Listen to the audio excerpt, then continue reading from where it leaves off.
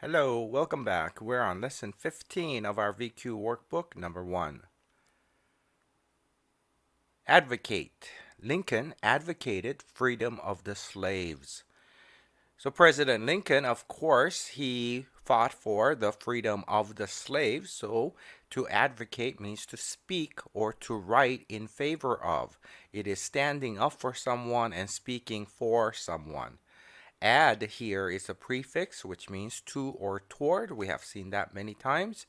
And this looks like a new one. Voca. Voca means to speak, to talk, or voice. It is an important one. Please write it down and memorize it. So to advocate means talk toward something in a positive way. So the ad usually is some kind of a positive thing, positive attitude. Advocating for someone is speaking for them, and the person who does that as a profession is a lawyer. So a lawyer is called an advocate. Blighted, blighted by the storm. Blighted means suffering from a disease or being destroyed by something. And it comes from the word blight. A blight is a disease that kills plants and crops. So we might talk about the potato blight. Potato blight means there was a disease that killed all the potatoes, such as the potato famine in Ireland, you probably heard of. That would have been considered a blight. And we can say that about any other situation where things are destroyed or places destroyed, like from a bad storm, from a tsunami, a natural disaster of that sort. And we would say that it was blighted by the storm, which means it was destroyed by the storm. Deprecate. The teacher deprecated the use of slang, and that just means he expressed disapproval of students using slang. So when you deprecate something, you're talking down that thing. And that's where the root comes from. D is for down, we should know, down or away, right? And precari, which is not an important one, you don't need to know that. It is to pray. It's just interesting to note. So the archaic definition of this word is to pray against something. So when you deprecate something like an evil, then you are praying against that thing. So when you deprecate the use of slang, you are kind of praying against it. It is a term also used in tech, as in software and other things. You might come across this word. It means that the software, some component or some feature is no longer supported by the company, and we say that it has been deprecated. So you might be using an app and you liked a certain feature of the app, and you upgrade and you find out that particular feature you liked has been deprecated. It means that it's still available, it's just the company will not support it or upgrade it anymore. Emulate. Emulate the tutor. To emulate is, it sounds like the word simulate, right? And it is kind of similar in the sense that you're copying something. So it is to imitate and rival, but this is in a positive way. You're trying to imitate that person and you're striving to equal or excel that person. Have you ever seen a kung fu movie where the master says, well, when you can defeat me, then you can leave this mountain. You know, it's that kind of situation. The student will do everything he can to learn from his master, and when he decides there's nothing more to learn, then he can defeat the master and leave the mountain, go out into the world. And that's what you want to do when you're studying with a tutor or a teacher. You want to emulate your tutor, emulate your teacher, not in the personality wise, but in terms of maybe speaking style, writing style, things like that. You want to equal their abilities, and that is emulating the tutor. Glutton. Gluttony is a deadly sin. A glutton is the person who eats too much, and gluttony is the noun for the idea of it.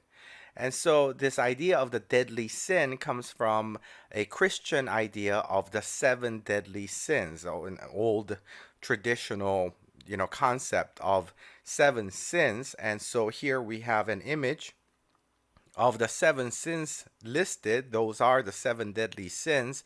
And this graphic is kind of making fun of the apps that we use, how these programs, software, have trapped us within the seven deadly sins. Like Netflix is sloth, which means laziness, or Twitter is wrath because you read a message and you get angry. That's wrath. Facebook, envy. You look at what your friends have and other people have and you get angry about it. And how about Instagram? Instagram is pride. People like to take selfies of themselves, of all the great things that they're doing, and brag about it online so other people can see. And that is one of the seven deadly sins. Here's an expression that is commonly used. It's "you're a glutton for punishment." You might hear this in a movie somewhere. It means you are hungry for punishment. You want to get more punishment, don't you? Is what that means. And that will be equivalent to saying you're asking for it. You're asking for more trouble. Inert. Inert in bed, or remain inert in bed. That means you are inactive or lacking the power to move. So if you're sick, you might be inert in bed. Or if you're feeling slow or sluggish in the morning, most of us feel that way when we have to wake up, right? We remain inert in bed for a while before finally getting up. This word is also used in chemistry. I'm sure if you've taken chemistry, you've heard of the inert gases, also called the noble gases. These are the elements with the greatest stability and extremely low reaction rate. Because they are stable, they have complete outer shells, they don't need to react with other elements to exchange cells. I'm sorry, not cells, but exchange electrons with others, right? And so they are very stable, they're not reactive, so therefore they're called inert gases.